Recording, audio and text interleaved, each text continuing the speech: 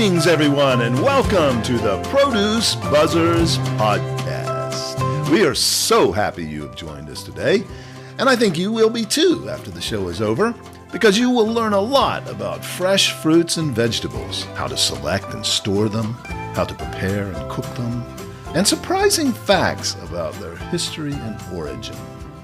We hope it inspires you to eat more fresh fruits and vegetables, not only for your health, but also for your delight and pleasure as you explore their amazing world of taste and delicious flavors.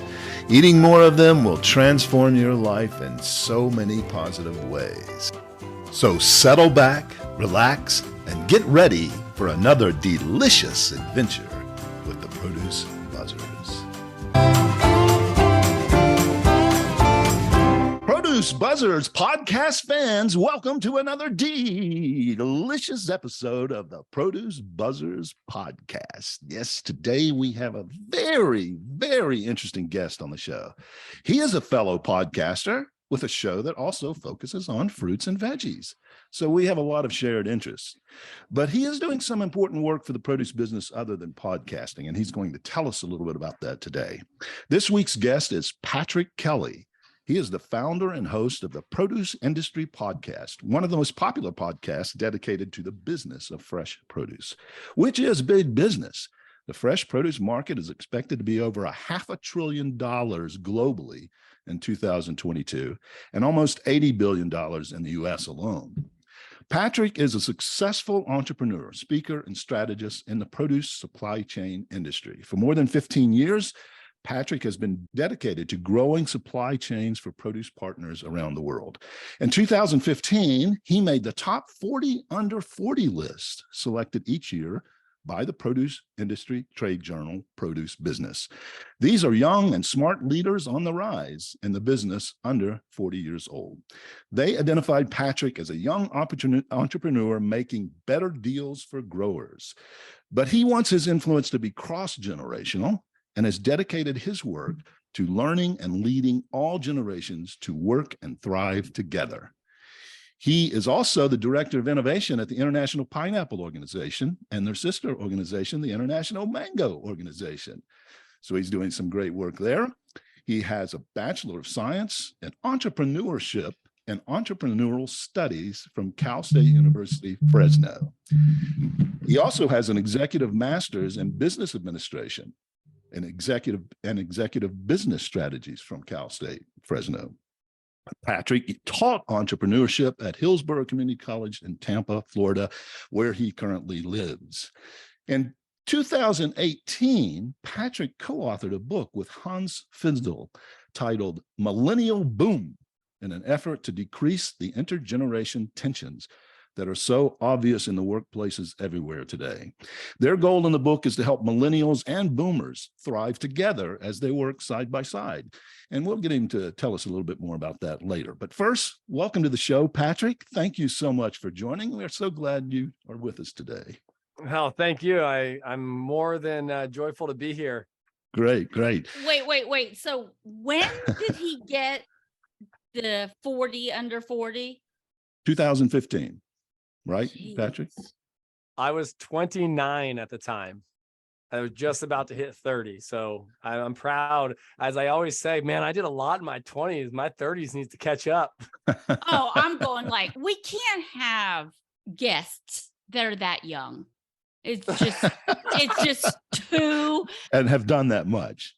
That's yeah, my ego she's jealous. cannot take it. Okay. Well, tell us about your background in the produce industry. How did you get into it? Did you grow up in the business, or how did you wind up with us in this business?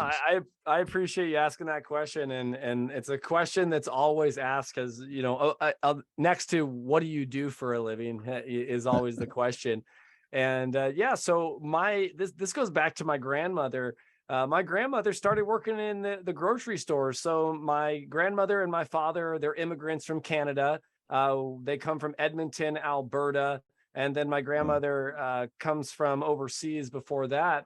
And, my Nana came down and started working in the grocery department and then started working produce. So she worked at Hughes supermarkets in California. I remember Hughes. Everyone knows Hughes. Yeah, So, absolutely. and what's great about it is my Nana passed away about 5 years ago, and my dad started giving me a lot of her stuff, and I actually have her Hughes badge for the grocery store still. That's And that's talk awesome. about produce memorabilia. That's one that, I got over my brothers. So, Nana worked at Hughes. She worked at other, El Rancho markets in Huntington Beach, which was now it's the Safeway group, right? Or Save Mart group, Yosemite Wholesale. So it transitioned. Well, Dad worked for some of those same grocery stores in Pasadena, California when he was going to high school. And Dad, it's so great. Edwin, and you'll remember this. Back in the days when you were able to do a display and someone would walk in from corporate, see you, and promote you on the spot. We know that doesn't happen at all anymore. But Dad was building some displays, and it caught wind of another company. And then my dad went to work for Sara Lee. And, he was buying orange marmalade for Sara Lee, and then, went to work for Shasta Cola buying citric acid for the orange flavored drinks. And then it came to a point where Dad got into oranges and orange juice manufacturing, and then went to work for the largest at the time plant in the world, which I'll tell you a name. Do you know the name Louis Dreyfus at all? The last name. Do you know anybody related to Louis Dreyfus at all? Can you answer that? It sounds vaguely familiar. A little bit, right? Maybe Julia Louis Dreyfus. Right. Seinfeld. Well, her grandfather is Louis Dreyfus Commodities. Oh, wow. So my father worked for Louis Dreyfus Commodities for a span of years. He also was an entrepreneur during the time. He had, in the 80s, he had his own company. Kind of went off and on, his own company, back to corporate. And when we were kids, I went to high school in Florida, grew up in California, but moved a little bit, Delaware, Connecticut, all for my dad and his business. And then we came down to Florida. So by the age of 15, listen, I worked at Winn-Dixie. I was a dishwasher, but the one job I will never forget is my dad said, I've got trucks out that need to be loaded with oranges. Patrick, Brian, you guys are going to be picking oranges this summer for your summer job. There you go. I do remember. Where'd you go to high school? I went to high school in Mount Dora, Florida. Oh, good Lord. Okay. Mount Dora. Yeah. Didn't graduate from Mount Dora, graduated from a different, but that's where I always say Mount Dora because I only went to Eustis High School for a year and a half to graduate because, again, moved and did a couple things. But I'm 15 years old, and I remember my brother Brian, he picked way more oranges than me, but that's kind of where we started. Dad was in the nook in our house. He would, trade oranges, trade orange juice. My brothers would help him with logistics and paperwork. I would be picking oranges, and it wasn't like full time. We're talking about like this was just plans and things like that. So yeah, I mean, I'm third generation in this industry, and I'm kind of prepping my kids to be fourth. Fantastic. Pasadena, let's go back to that because I lived there for many years. Did you live in Pasadena, or was that before you No, we came did along? not. Yeah, Our okay. group, I say our group, when we were born in Orange County, raised in San Diego. I always say I did a little bit of time in the Central Valley. Yeah, that's almost like doing time. Listen, spending almost 18 years in the Central Valley is you mean you didn't party in Bakersfield? No, I was not a partier, but I did spend a stint there. But my home, my culture comes from Southern California for sure. Right. Yeah, very good. Which grocery store did your father work in? Did he work at Hughes as well? I'd have to ask that question. I believe it was Hughes, but I believe there was a few others as well. Yeah, I don't have Dad's tag. I've been wondering when that's coming to me. I lived almost right across from the Hughes Market in Pasadena, so we called it the ranch he was talking because about it used to be called the El Rancho before it became Hughes. It was called El Rancho. It was El Rancho Markets. Yeah, right. But he was talking about Nana was in Huntington. Yep. Did Nana you say lived in Huntington or I didn't know that, or Laguna? But where did Nana come from prior to Canada? Because you said so my papa and my Nana came from Irish and Scottish descent, and they were in the Edmonton and Calgary areas, right? Alberta. And we still have over 70 relatives. Us boys were the firstborn Kellys here in the United States. Okay, so you don't say a boot. No, I do say A every time I can. And I do every once in a while, people will ask me, I'll ask them, you want a pop? And they'll say, what? I'll go soda pop. You know, there's different little things. Yeah, that's good. Okay. So your college education was business and entrepreneurship. I love that. Did you select those fields of study with the intent of using it in the produce industry? Were you already thinking produce industry, or did you want to do something more broadly with it? So my dad told me I need to get an ag degree. And when I started my college, I took about 1 class a term, 2 classes a term, but I didn't just go to college because I was working. Dad promoted working and going to college as an extracurricular activity. So I started ag business, and I thought it was one of the stupidest degrees I've ever encountered in my life. Thank you. You're welcome. Is ag business marketing. Listen, I feel that you probably need to get a new degree. But that's just me. But I started to go to some of these classes, and it was so focused on one way. It was so focused on using these programs and how you do ag accounting and how you do these things. And I remember when I stopped working for my family, I changed. You know, at first I listened to Dad, and then I changed, and I was like, you know what? I've been an entrepreneur since I was a kid. You know, I love starting businesses. I mean, my first lawn mowing business, I was making good money, right? So I thought to myself, I am an entrepreneur. So when I went to the entrepreneurship program, it was how to run a business, how to run your accounting, how to run your financials, how to create innovation, how to create strategy. The ag degree did none of that for me. And when I left working for my father in 2008, I started my own business and thought to myself, well, an ag degree is not going to do me very well because I don't have any customers or vendors yet. So I said to myself, I'm going to do my education in something that I love, which is entrepreneurship. So it had nothing to do with it. But what it did was it set me up for something that I had no idea what would happen.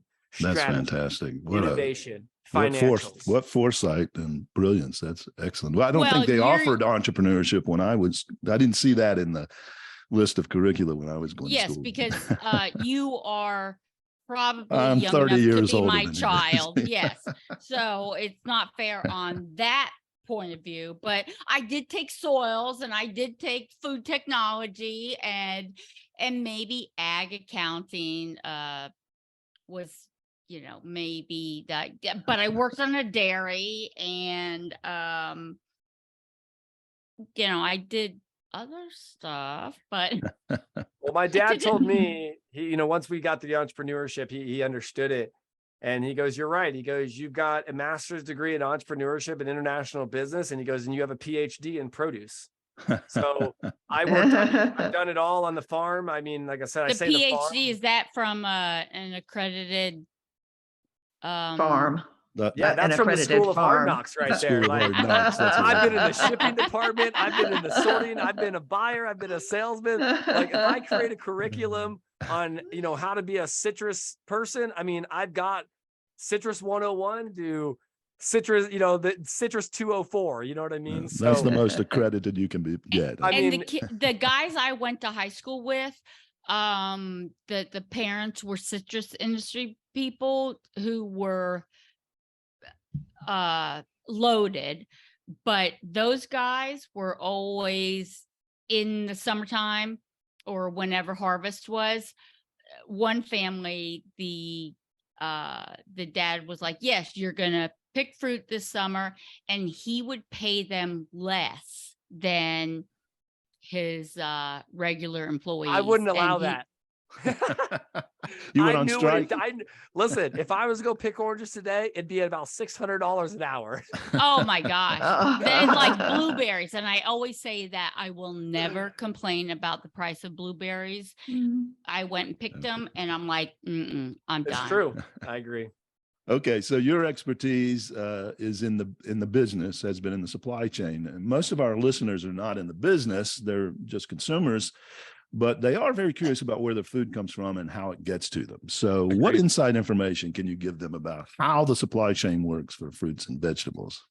Oh, you want the insider scoop? Okay, all right. That's everyone. What our listeners want. We're going the blacklisted FBI files right here. Okay, so great. I mean, listen. I tell us there's no secret sauce, right? I mean, you got to. think about it like this. Shay Myers and I were having a conversation about a month ago, and he says, you know how many farmers and growers are doing the same thing generation after generation, planting the same crops on the same land and expecting better results, right? Whether they change water structures, whether they do indoor farming. Supply chain is very complicated if you let it be, right? And a lot of people don't understand the supply chain because they believe, no, oh, I pick up an orange in the store. That must come from Tropicana fields, everyone, because they're so used to seeing what's on these commercials. But if you look at that, and if I'm going to tell you as a consumer listening, know that every piece of, when you see that citrus in the store, you are pretty much buying a relic of time. You're buying something that came from a tree that was planted, could be up to 100+ years ago. So this supply chain is so in depth that you're going into the store, you're picking out a relic that you're being allowed to eat instead of putting something on a shelf to keep one time. So the produce and supply chain industry is very complex in the sense that it doesn't go from a grower to a retailer. It normally goes to a grower, to a packer, then to a shipper, then to a wholesaler, then to a distribution company, then a distribution company to the retailer. Then finally, when it gets to that retailer, they distribute it out in a way that looks so pretty for you to pick up on the shelf. So consumers, if you're listening out there, know that there are so many aspects behind the produce and supply chain industry, and every single one of those aspects that I just stated are all individual businesses. And some are vertically integrated, but know that that one farmer that's getting you citrus is doing a heck of a lot behind the scenes, years in advance, to get you that one piece of citrus that you brought home and ate today. That's some great information. Thanks for sharing that. As something, I kind of knew a lot of that, but I'd never put it all together in the way you did. The other thing that you mentioned was that, that struck me is that these generations, the fruit that winds up on your shelf has probably been developed over long time, 7, 8 years, maybe even more, especially when it comes to fruit. So I appreciate you sharing that, because I think that's very insightful and something our consumers probably never thought about. So. Yeah. And think about what a bargain produce is with all of that it goes through to get to the consumer too. Yeah. Right. So yeah, it really is a miracle. I laugh all the time, and because I'm from California, and if you know this reference, and I'm hoping one of you do, but if you think about the rapper Tupac, in some of his videos, he'd be in downtown LA singing and having oranges, and it's and I tell everybody, they go, how's produce business going for you? I said, hey, live and die in LA. I'm like Tupac selling oranges on the side of the street. I was like, 15 years in the making. What can I do for you? How can I help you? How can I service you? Right. It's like, it's like the peddler's dream, but in all reality, that supply chain is so diverse that someone can go up to an orange shed, buy it in a truck, right? A pickup truck, put a pallet in their pickup truck, take it down to the LA produce market or even the Tampa wholesale market, and create a business that way. So even though those oranges you might think come from a grower, most of the time they all are grown, but there's so many ways to get to the supply chain. And let me ask you a question. Did you know how long it takes for a navel tree to produce after it's planted? I don't know, but I'm going to take a years. guess, because my dad grew apples, and it was usually 3-4 years, could be even longer depending on the variety. I'm guessing 7. We went 7. Teresa, what about you? What's your guess? 9. 9. Okay. Edwin was the closest. It's about 3 to 4 years before you start seeing the producing. Now we're talking 3 to 4 years. You're still talking about a less than 4 to 5 foot tree, right? So it's a little bit different compared to if you have citrus in a screen room, like in Florida here, when they do screen room to keep out the Asian citrus psyllid. Those trees within 2 years can be 6 feet tall, right? So yeah, it takes 3 to 4 years. So when that grower finally replants and keeps their soil, they replant the soil. I always forget what that's called when they let it set for a year. Shay just told me that. Fallow? Rotation. Fallow. Yeah. So you're leaving it fallow, and then they're replanting this. That grower is making an investment for 3 years from that date on those acreages to make sure that consumers have oranges in their grocery store. And then those trees, when they first start producing fruit, they're not at their full capacity. It takes many more years for them to really pump out the quantities that they need to make it profitable. So that's and there's going to be a huge correction in the market for Florida citrus, whether it's grapefruit or oranges, because of the greening, the urbanization. I mean, it's going to be the lowest since WW2. No, it's true, but I always butt people on this. Florida citrus can go away. Yes, it can, if the growers allow it to. So one of our sponsors, Noble Citrus, I've just been learning so much information from them, being able to be really interactive with them, going to their groves. There's a lot of trees that were affected by HLB, citrus greening. And so they're taking those out, though. They're replanting with new varieties that are less acceptable to, the greening to come. They're putting these in screen rooms now. They got the cups product, citrus under protective screens that they're doing now to make sure that this ACP, this bug, stays out. Yeah, it's going to be down, but did you know that there's over 1,200 new acres of product that was planted in the last 3 to 5 years? We always hear the down from the media, right, on why it's so bad. But then you got companies like Noble that are planting thousands of new acreages every couple of years and taking out the old acreages that are effective and not building. It's going to take time for Florida to get their report back up. It's never going to be what it was before, but if you do the right thing, putting in new varieties, clearing your fields out, the growers will allow it to sustain or not. ACP is just, think about greening. It's a disease that we have to manage. Hasn't an inoculation been approved by what is the governing body? Probably USDA. But it is, they can inoculate the tree to guard it against the greening. Yeah, it's canker too. Yeah, that's interesting. Yeah. Well, that's great news. That's good news. I had not heard such an screening. The screening you're talking about, do they screen in the groves? Fully is that what you're talking in. about?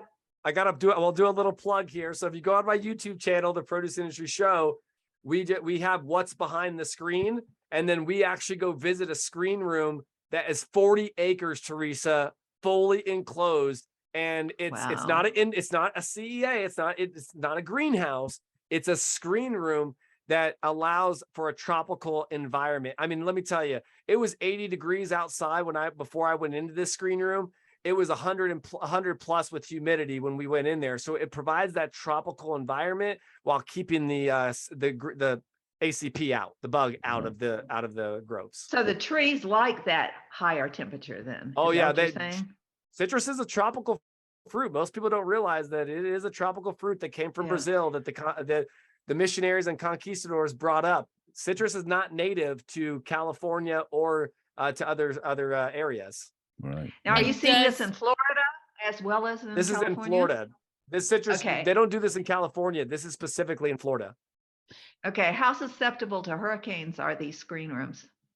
No, they can get blown away just like a house or anything else. I visited it right 2 weeks after Hurricane Ian. So there was a part of the screen room that was down, but that's where they quarantined it all off and fixed it.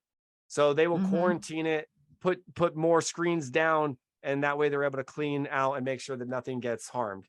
And they actually have safety rooms to where you have open rooms before you go into the screen room to not allow contamination. Very good. Very good. That's great. Does Florida oranges need that same blast of cold for the sugars, or is that only grapefruit? I mean, listen, I'm a citrus guy. I think that all citrus needs colder nights and warmer days, right? To make that sugar and content go up. I think with being in Florida, the soil's different, right? It's more like sand. The temperatures are different. It's a completely different piece of fruit compared to Florida, California navels or California Valencias. I think they are night and day in difference, and I don't think they need it as much in Florida as we do in California. Okay, very good. Let's get back a little bit to the supply chain, because I know our listeners are very well aware of the disruptions that occurred in the supply chain in all businesses when COVID hit.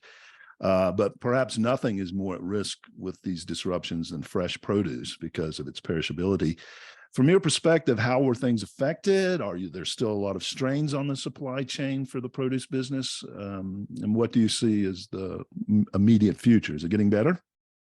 Great questions. I mean, for us, I mean, if you look at like the citrus community, citrus food service went down, right? So, I mean, your lemon business, I mean, some of your orange business, because there was a lot of wholesalers and restaurants that just weren't taking it.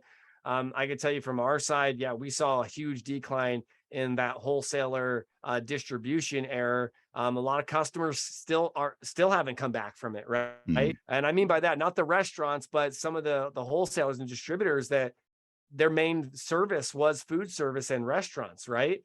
So we did see a downtick in this, but I will tell you, the media promoted vitamin C and citrus so well over the pandemic that, you know, the company that I work with was there. They were like, hey, we've got orders, we're clearing it out. We had large big box companies taking more loads than they ever took before. So it was a little bit of a catch-22 for us. We had a lot of business that disappeared overnight, but then we had a lot of new business like retailers and other organizations that were like, hey, can you help us out with these different commodities? Or, hey, can you ship to us here? So the business was definitely affected in different ways.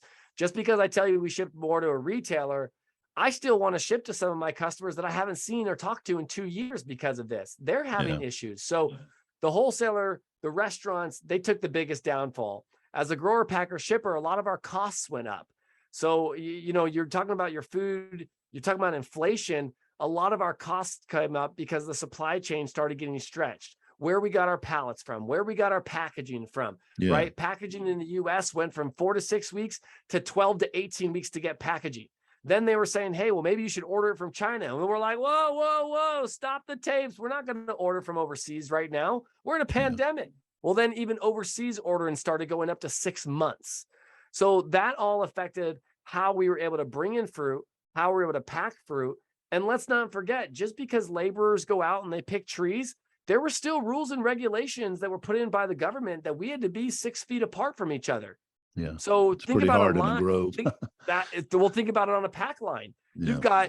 You've got these ladies, and and when I say ladies, most of our pack people are women.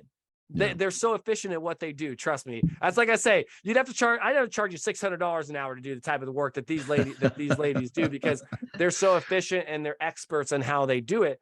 Yeah. So these ladies that normally were used to standing shoulder to shoulder with their neighbor, we then only had to put 3 grade people on the grade table instead of 7.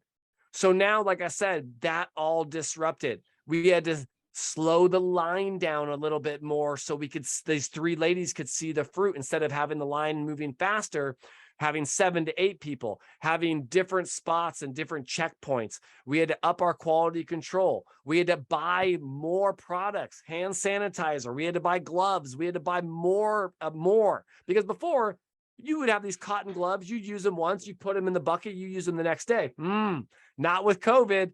That was all going off to the laundromat, right? Masks were being thrown away. Gloves were being thrown out.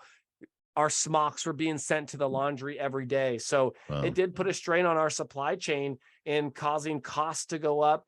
And it affected us with certain customers that we still haven't seen back 2 years later.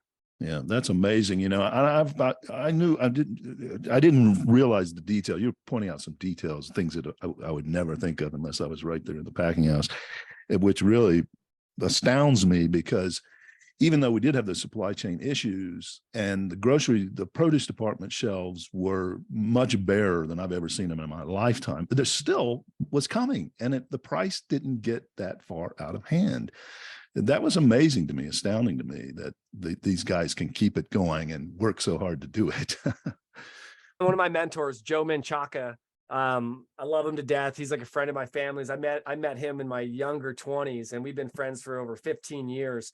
And it's so crazy because I remember going to his packing house, and he was just like, all right, pack a 40-pound box of 88s.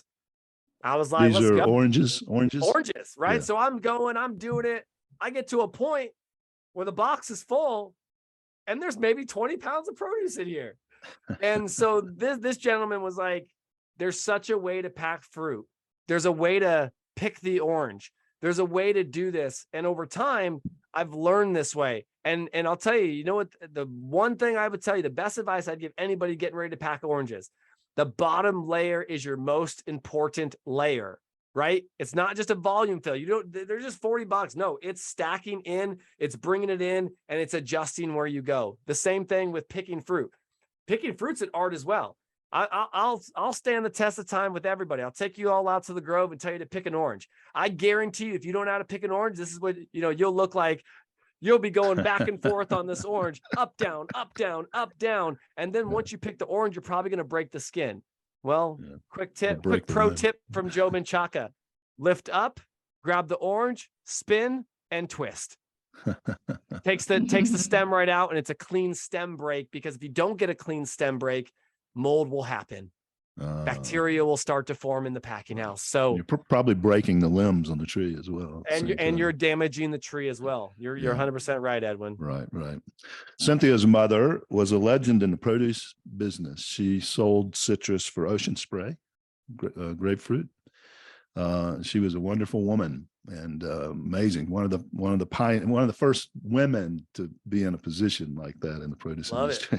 Who didn't marry into it or was born into it.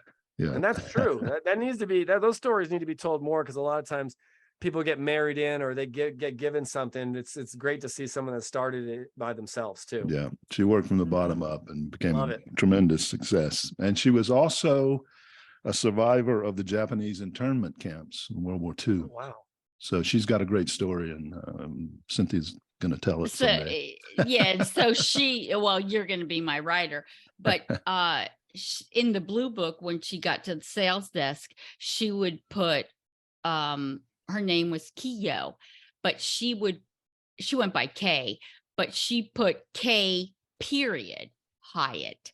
And that way, invariably, people who would call the sales desk would look for Mr. Hyatt.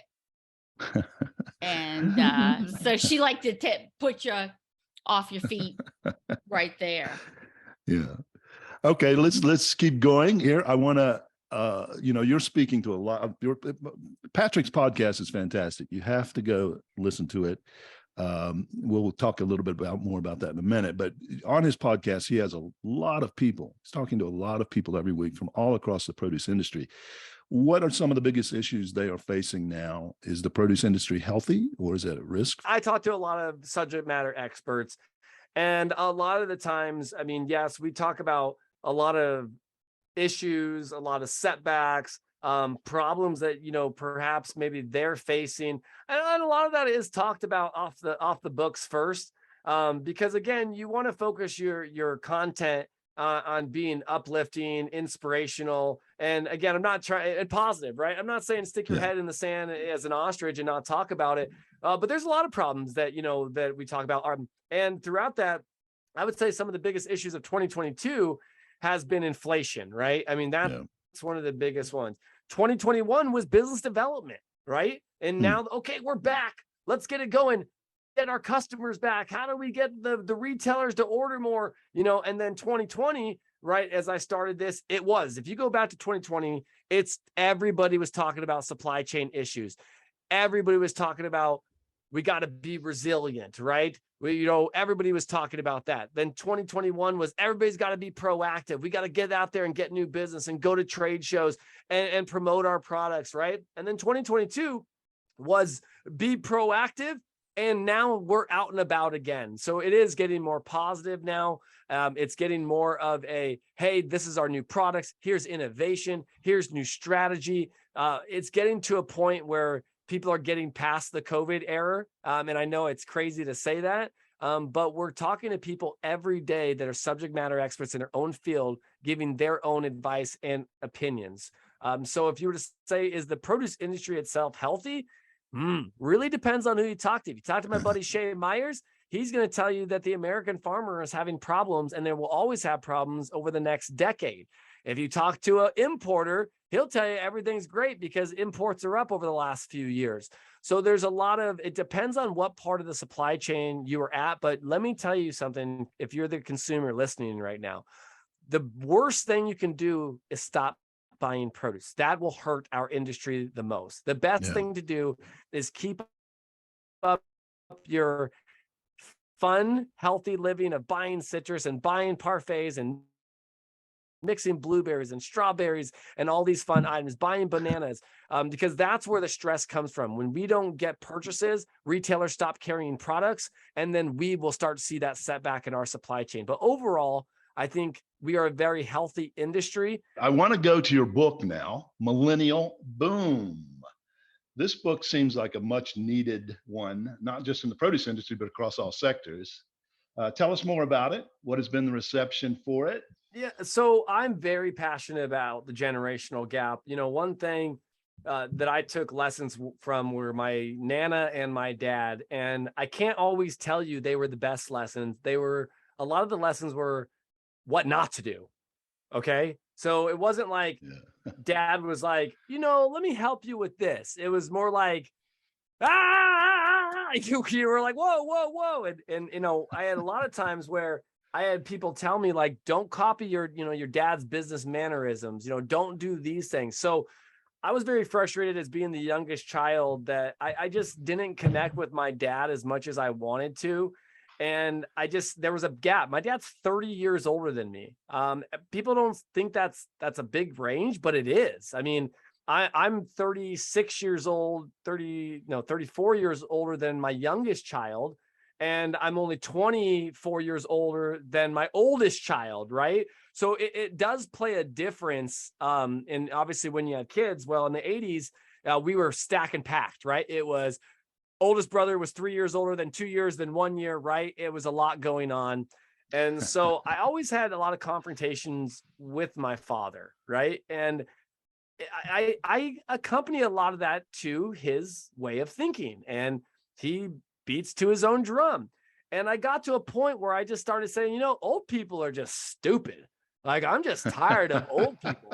And it got to a point where I was traveling to China, going to study. I have a certificate from China through Fresno State, studied over there international business. And so I'm sitting there, I go to my seat, and we were traveling at business class at the time. And I sat in somebody else's seat on accident. I know, on accident. I should have read my ticket. And this 6'4", very stern gentleman by the name of Hans Finzel was like, "You're in my seat." And this wasn't a seat. They're the full like beds. You know what I mean? And so I was like, "Oh my gosh, I'm so sorry, Patrickkelly." Right? Like, from the quick shift to the handshake and a business card. Hans and I just chatted for hours on the plane, and then just got to know him. And I started he was a mentor to me, and I would call Hans with all these produce boomer stories. I was like, "I'm tired of this baby boomer doing this, and they won't let me into this customer." And he told me, Edwin, 10 more years and I'll finally make it. And so all of these things, I was just so tired of hearing, like, 10 more years. Oh, don't worry, you're going to get there. Oh, you're still so young. Finish college. Dude, well, listen, it took me 13 years to finish college because I owned a business and went to college on the side as an extracurricular activity, right? Yeah. So again, Millennial Boom sprung from, again, yes, communicating with my father, who is a boomer that didn't like to communicate. Dad, love you still to this day. You act like a baby boomer, my man. Love you to death, but that's how you act. And, and then it came towards, Hans was like, you're painting this stroke too broadly, my friend. And I started hanging out with Hans, who's 65. And I was just like, this gentleman was amazing. He listened, he communicated. He told me, not all baby boomers are like this. Let's talk more. I read 5 of his books, Leadership, Changes Like a Slinky. And I started to realize that it was the view that I had against my dad, judging an entire generation. So what we did was we did research, and we started having fun with it, and literally turned into 50, 60 pages of us just going back and forth on researching the generational gap. And I remember one day I called Hans and I was like, let's write a book on this. And he was just like, I'm in. So, it sprung from about 2014 when I first met Hans on my plane ride to China. So everybody who puts their headphones on doesn't talk to anybody. You're missing a lot of opportunity on the airplanes, people. But yeah, we wrote this book. We had fun. We collaborated, and I just learned so much. And Hans was not judgmental. He was okay with tattoos. He was okay with the dudes, the bros, how I talk. He never put me down, but he definitely mentored me in a way to understand all generations. So we started this book, starting with the silent generation, which was my Nana, and then moved all the way through my kids, which were the Alpha generation or Generation Z. So we started moving through it, and it became a great, I would say, resource to learn, to educate. And then again, I've spoken at SEPC on the generational gap, right? I was one of their speakers in 2021. I've spoken at other events, just talking about how to get the two largest generations in the same room, whether it's your presentation, whether it's how you talk. So it just became a real big passion project. And now to this day, when I talk to people, I mean, I try to mentor anybody that's, younger than 18, all the way up to when I talk to people that are in their late 60s on, hey, listen, stop saying 10 years, stop saying when you get older. Let's figure out a way to get down, thrive, and put our passion together so we can grow together. So that's where the mission came. And Millennial Boom was ready. Millennials and boomers help us work and thrive together in life and work. Now, how much of the issue with your father was mano-y-mano? Yeah, I didn't like to listen. I mean, there was a lot of things.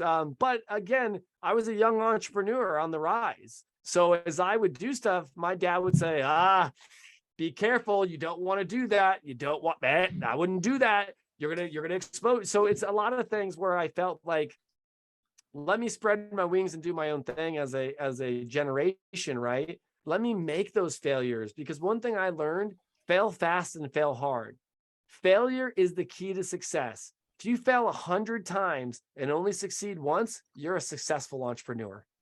That just means that you tried it 100 times more than anybody else. So it was mano-y-mano, but when I would say to my dad, hey, Dad, I'm going to start researching this new customer, I'm going to do this, he would say, no, you're not. I'll call them. I'll do that. You're not the boss. I am. Now, my mother was 38 years old when she had me. I have a brother who's 16 years older than me.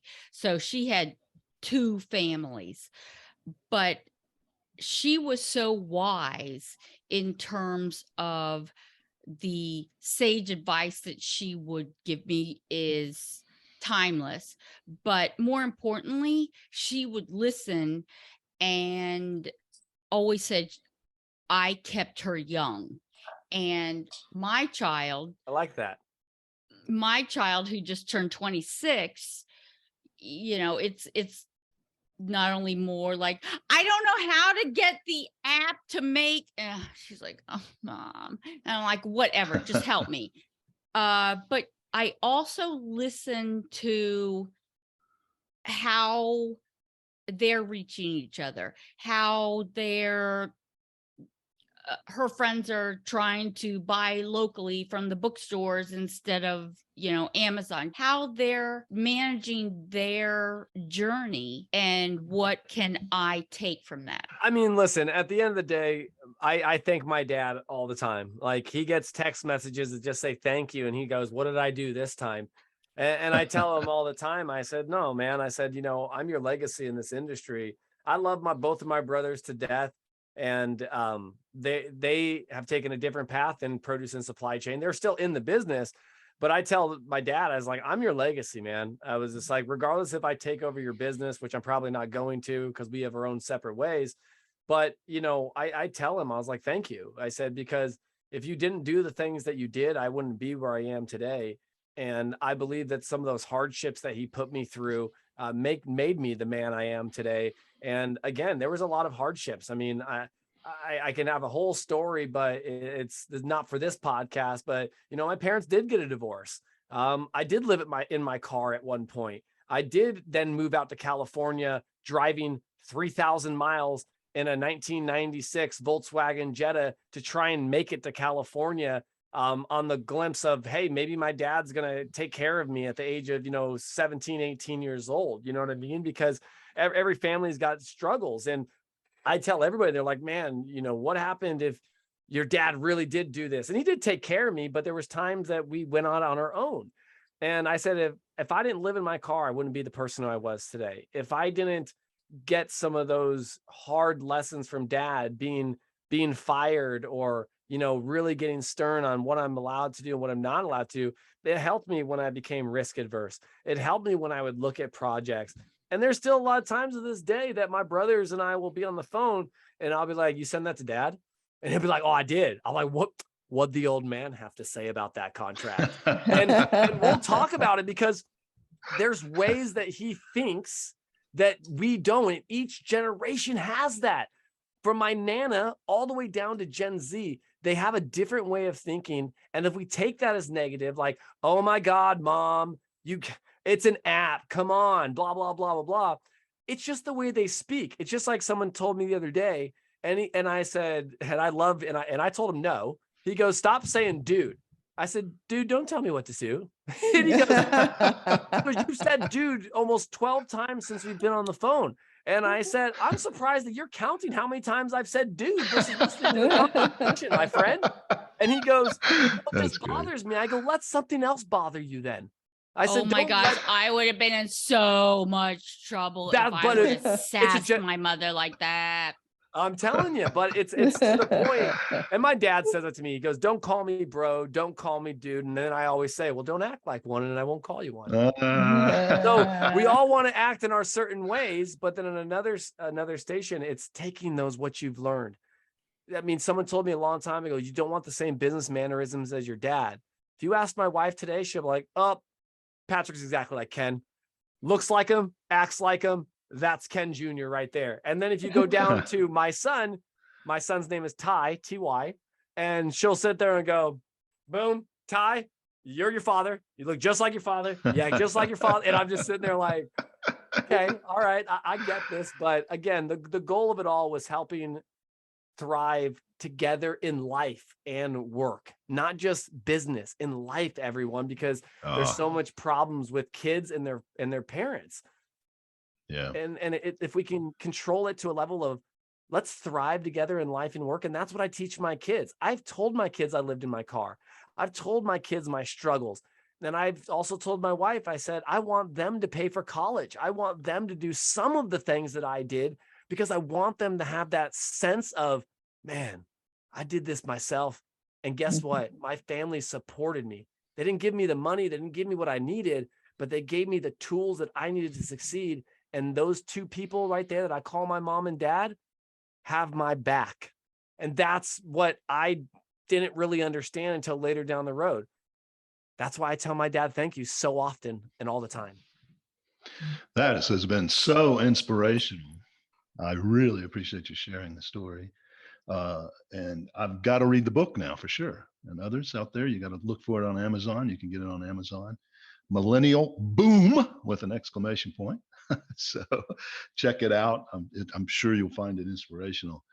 Tell us where they can find your podcast. I'm sure it's probably on all the major platforms, isn't it? Yeah, no, I'm on 4 platforms. I do not go on every platform, everyone, because I want to make sure the continuity of my podcast is there. So you'll see me on Spotify, Amazon, Anchor, and Apple. Those are the 4 I chose to go with, even though there's listeners out there. It's about how I collect data and information as well. But we're on the 4 sites. You can also check us out. We have a mobile application called the Produce Industry Podcast that you could download on your Apple or Android device that gives news, updates, and you can listen to the podcast on it as well. Millennial Boom, you can find on Amazon or at thepatrickkelly.com. We have an order now, so you can actually order right on the website. Send us a comment, send us a link, tell us what you think about the book.